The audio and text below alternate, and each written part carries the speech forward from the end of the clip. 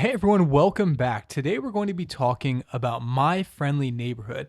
Now, this is a game that came out in 2023 but was just recently released on consoles in July of 2025. I originally saw this game when it came out in 2023 on YouTube, and I immediately fell in love with the concept. I'm a big fan of Resident Evil, and let's be real with what this game is. It's Resident Evil mixed with Sesame Street. It's a wild concept, and as a big Resident Evil fan, I was psyched to jump in and see what this weird mixture would provide me. I spent about $30 on this game, and about 5 hours in game. I have to say, this game did not live up to the expectations of what I was hoping it to be. That doesn't mean I didn't have an overall okay time with it, but I guess it just didn't add up to what I was expecting it to be. In My Friendly Neighborhood, you play as Gordon, a maintenance man whose whole job is to stop the broadcast tower from broadcasting the children's show My Friendly Neighborhood. Now, while you do this, you have to go through and solve puzzles, interact with the environment, and most of all, run away and fight these weird puppet-like creatures that seem to be the main characters and cast in the show My Friendly Neighborhood.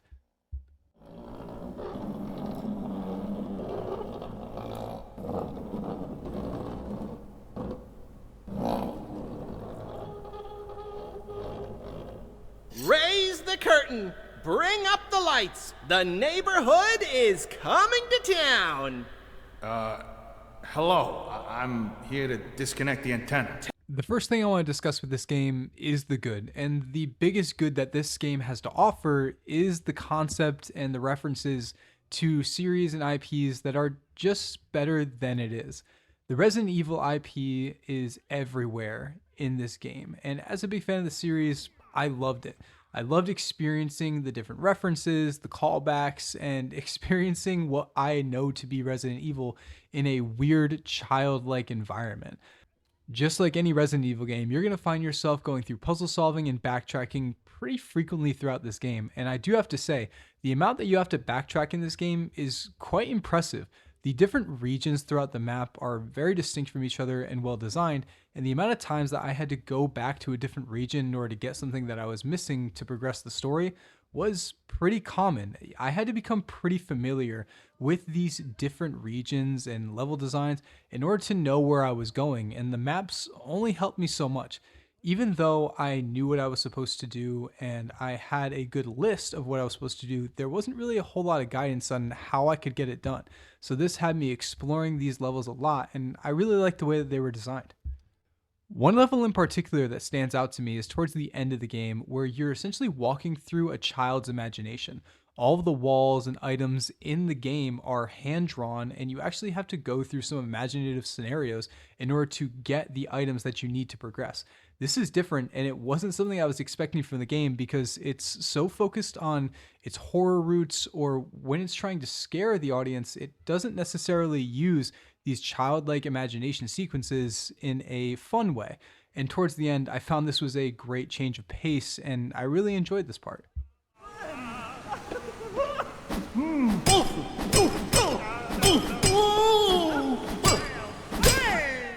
And just like any good Resident Evil game, there are cheats at the end. There are different things that you can use to help you in subsequent playthroughs to make it not only easier, but also more entertaining to have your player be beefed up and be able to either destroy the enemies that are laid throughout the map or be able to just go through them easier. And this enhances your ability to replay it, but it also encourages you to go back and try to actually find the collectibles. Unfortunately, that's essentially where the good ends with this game. I really did not find that this game was as much of a fun experience as I wanted it to be. I really wanted to love this game, especially being a big fan of the Resident Evil franchise, and I found this game to be frustrating overall. First off, there's absolutely no aiming in this game. You're stuck hip firing the weapon, which sounds fine in theory, but when you're dealing with limited ammo and limited resources, it can get annoying really quickly. I ended up wasting a lot of bullets, and that becomes even more frustrating when you realize how tanky the enemies are. Some enemies can take upwards of 10 bullets to take down, and if you're not even able to aim at them, you're not sure if your bullets are even going to hit them. This makes the replayability and my desire to keep moving forward pressured or challenged, and that's just not how I wanted to feel playing this game. In addition to the enemies being really tanky, no matter what you do, if you leave the room and come back, they always respawn. Now, I understand the concept behind this because there's also a game mechanic where you can use tape to tape them down so they won't respawn. But ultimately, I found this to be really frustrating. Like I said in the previous part of this video, there's a lot of backtracking. And because I had to backtrack, I had to constantly go back and forth and deal with these tanky, repetitive enemies. And there's very little diversity when it comes to the enemies in this game. So I can't believe you noticed. What do you do? I noticed all sorts of things. Wanna make no friends? No hugs! With both of these combined, my first thought would be, that's fine, let me just run past these guys. But then I'm thwarted again because there's no sprint in this game. You can eat a candy bar for a temporary boost of speed, but those are not something that you have a lot of, and even so, it does not last that long at all.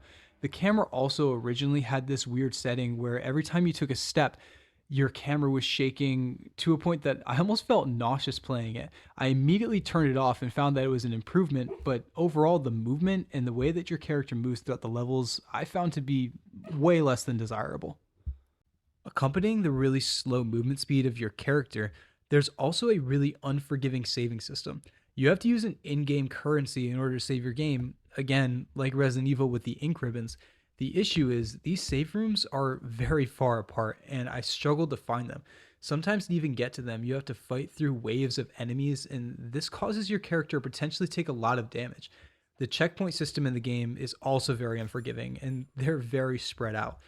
So if you want to run back to a save room and spend some of your in-game currency to save the game, you just have to hope that you're not going to take one of the 4 hits that it takes for you to die in the normal difficulty mode.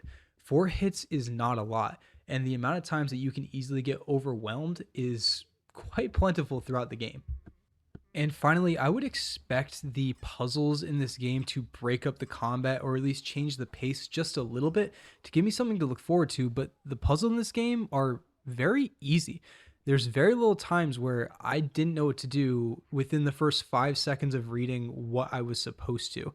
I figured out the puzzles almost immediately, and they were almost an obstacle for me to progress as opposed to being a break from the overall action-oriented game. I definitely have a lot of complaints about this game, and I can absolutely recognize that I had high expectations for this. The concept of it being a Resident Evil with Sesame Street is so appealing, and I really wanted to enjoy this game. I really wanted to have fun with it, especially with Resident Evil Requiem coming up. I wanted to get back into that classic Resident Evil formula and just have a fun time. This is an indie game. This is not anywhere near something that's created by Capcom or given as much attention or care as one of those Resident Evil games does, but I still found myself overwhelmingly disappointed with the experience. There is replayability in this game, and you can go back and replay it, but I don't think I will.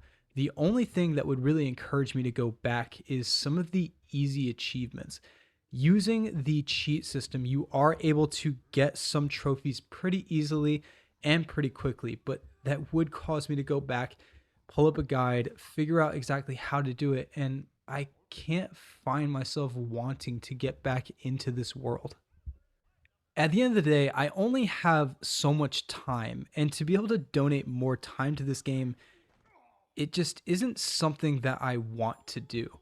Now, I did spend $30 on this game. It took me about 5 hours to get from start to finish. I think that that was plenty. I was ready for the game to be over around 3.5 hours, and the last hour and a half, at least it did pick up a little bit, but did not save the experience for me. I'd say this game is worth $15 to $20 if you can catch it on sale. If you're a Resident Evil fan like me, maybe the nostalgia or the references or the tie-ins will be enough to sell you, but overall, the lack of depth in gameplay and frustrating game mechanics really dragged it down for me, and I just don't think it's worth my time or money as it is.